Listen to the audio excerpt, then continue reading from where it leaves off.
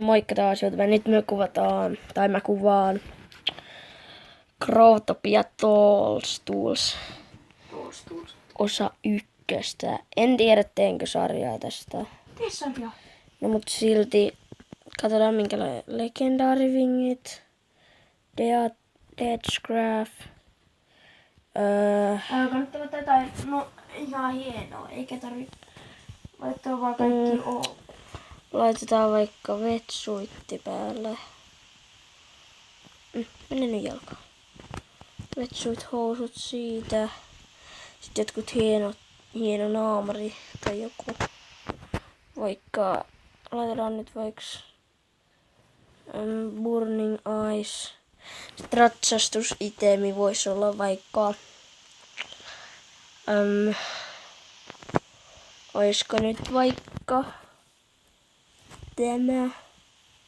Sitten hattu voisi olla vaikka tämä. Sitten tukka voi olla vaikka miltä tää näyttäisi. Surke, ei. Pitääks paussi hetkeksi? Ja sitten tällainen. Ja tää video oli sitten tässä. Moro!